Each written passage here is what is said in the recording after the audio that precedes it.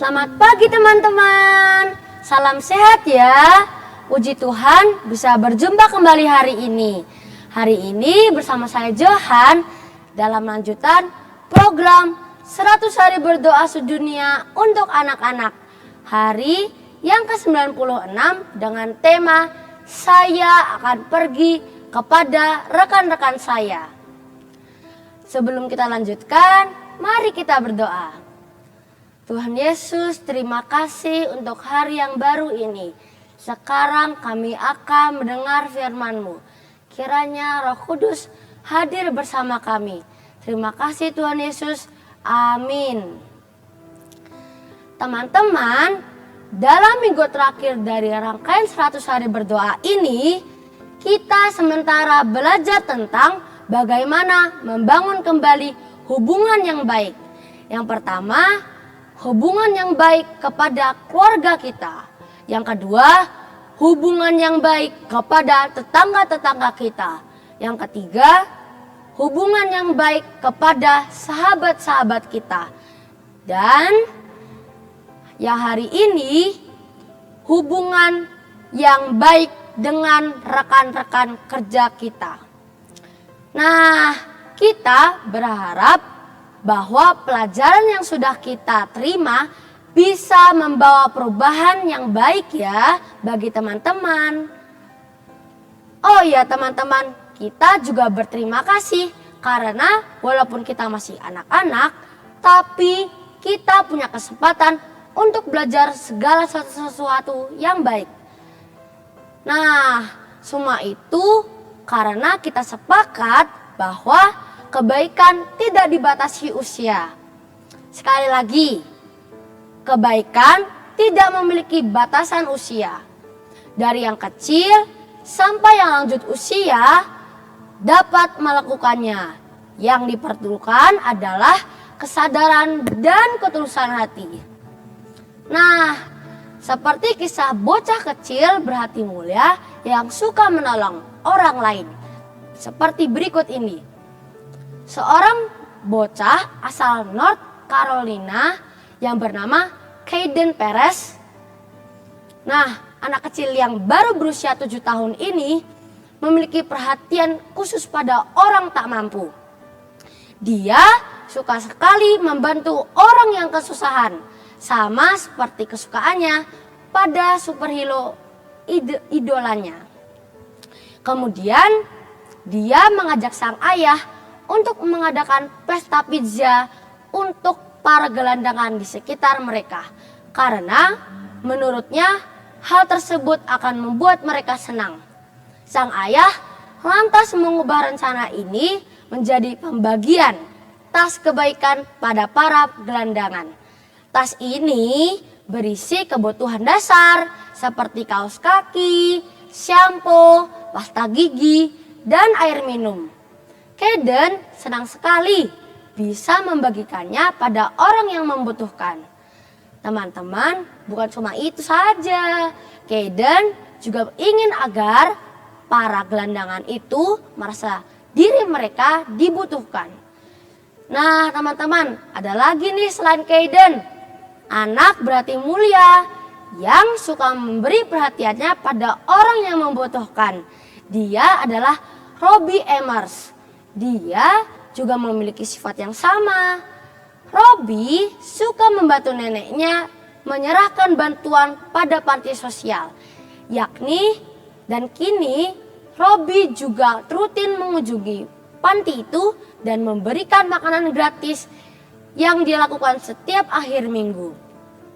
Dia akan menghabiskan uang dari hadiah ulang tahunnya untuk membiayai proyek mulia ini.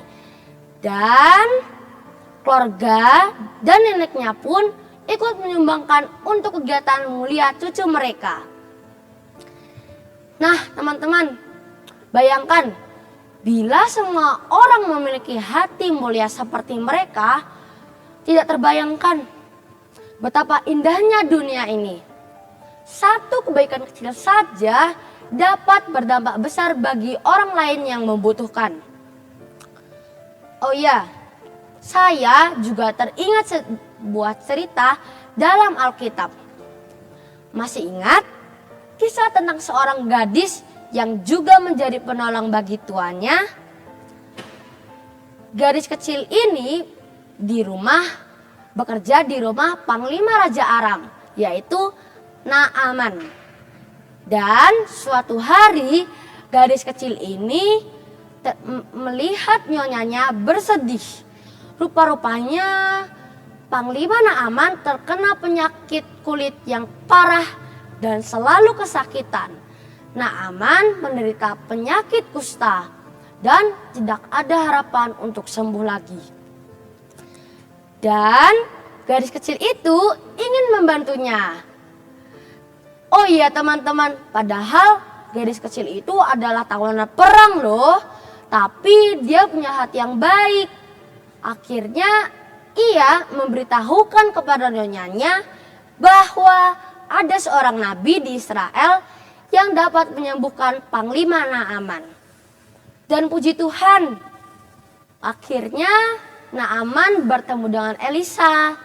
Dan kita tahu bahwa cerita Panglima Naaman akhirnya menjadi sembuh. Ya, pagi ini kita belajar dari pengalaman-pengalaman teman-teman kita tentang berbagi kebaikan kepada orang-orang di sekeliling kita. Dan mudah-mudahan kita bisa mencontoh semua kebaikan mereka. Teman-teman, setiap kali kita pergi bermain, bertemu teman, maka ingatlah bahwa kita sementara menjadi agen-agen kebaikan. Dan Tuhan Yesus mau kalau kita dapat menjadi agen kasih Yesus bagi teman-teman kita. Dan ia akan bekerja melalui kita untuk menuntut teman-teman kita kepada kasih Yesus.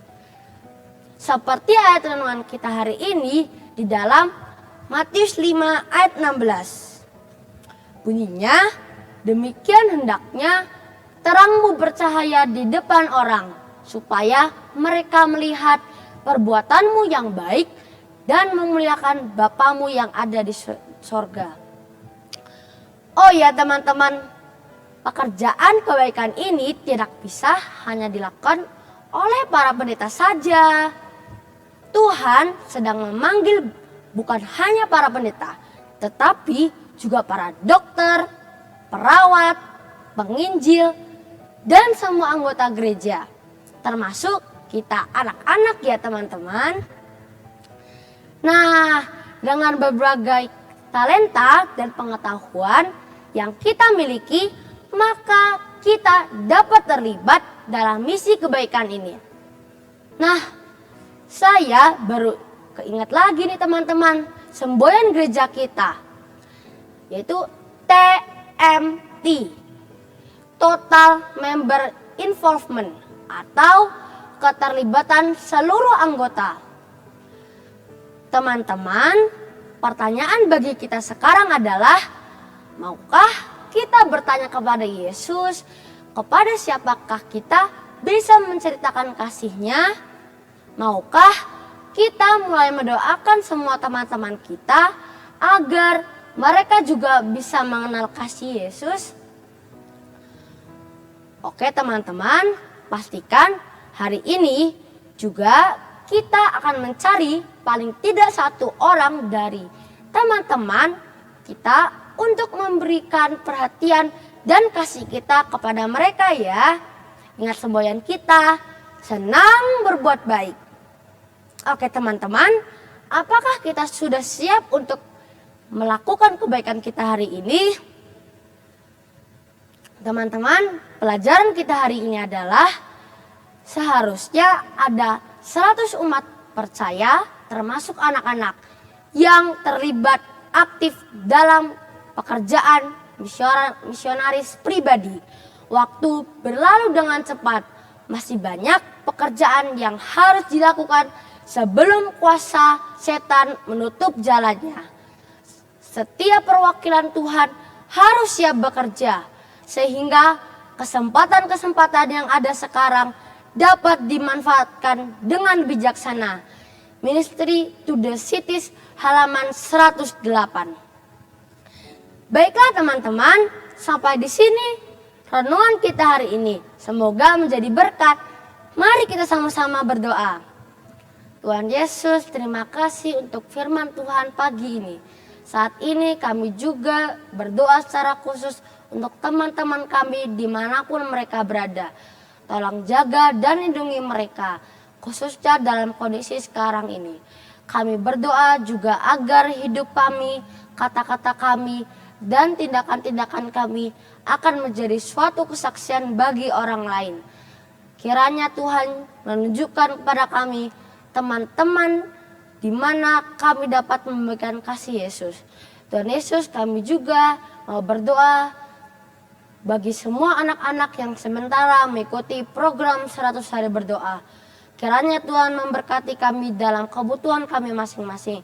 Kiranya Tuhan juga memberkati dan melindungi keluarga kami. Terima kasih untuk janji berkat-Mu Tuhan. Ampunilah dosa-dosa kami. Dalam nama-Mu kami berdoa dan mengucap syukur. Amin. Oke teman-teman, sampai di sini perjumpaan kita. Sampai berjumpa besok hari ya. Ingat, tetap jaga kesehatan ya. Tuhan memberkati. Dadah.